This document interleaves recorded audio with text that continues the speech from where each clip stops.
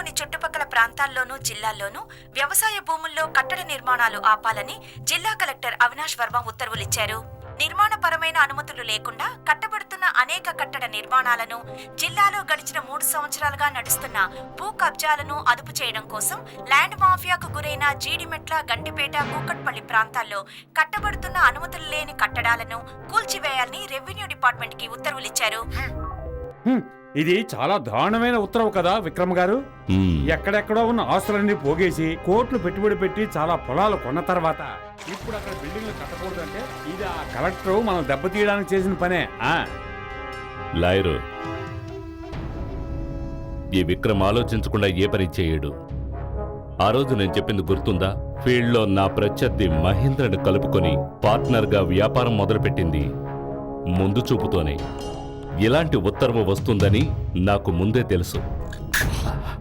మహేంద్రతో కలిసి కొన్న భూములు మాత్రమే కాదు, న్యూ ఇండియా బిల్డర్స్ కొన్నది.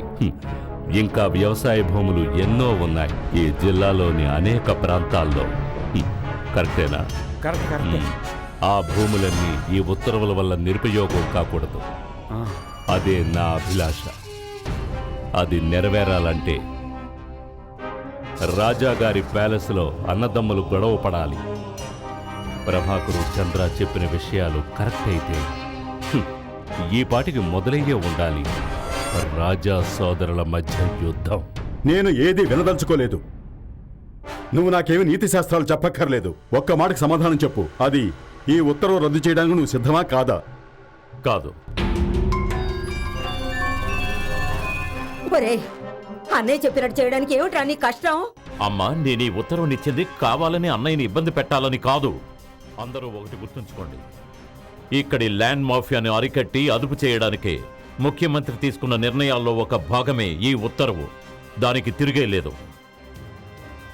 గోముఖ వ్యాఘ్రాల్లాంటి ల్యాండ్ మాఫియాల బారి నుంచి ఈ దేశాన్ని రక్షించాల్సిన బాధ్యత ముఖ్యమంత్రికి, కలెక్టర్కే కాదు, అన్నయ్య లాంటి వాళ్ళకి, ప్రజలందరూ కూడా ఉందని గుర్తుంచుకోండి.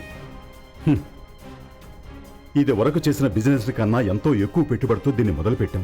దీనికోసం అప్పులు కూడా చేశాను. నువ్వు ఈ ఉత్తర్వును వెనక్కి తీసుకోకపోతే ఇక భవిష్యత్తులో ఈ అన్నయ్యను నువ్వు చూడలేవు. అన్నయ్య, మీరొక విషయం గుర్తుంచుకోవాలి.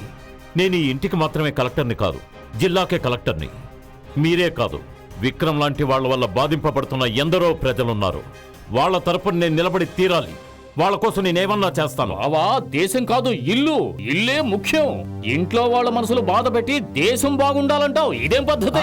అవును, ఇంట్లో వాళ్ళు నాకేమీ తెలీదని మీరు అనుకుంటున్నారు. గజపతి బిల్డర్స్ ని, న్యూ ఇండియా బిల్డర్స్ ని కలిపి దుర్మార్గపు బంధాన్ని ఏర్పరిచింది ఎవరనేది, దానివల్ల వాళ్ళు పొందిన లాభమేంటో తెలుసుకోకుండానే వచ్చానని భావించకండి. అసలు ఏం తెలుసు నీకు? చాలా తెలుసు. అక్రమంగా సంపాదించిన డబ్బుతో వచ్చిన పర్చేసింగ్ పవర్ ఉంది కాబట్టి రూపాయి విలువ ఉన్న దాన్ని తక్కువకి కొని దాన్ని 100 రెట్ల లాభానికి అమ్ముకుంటున్నారు.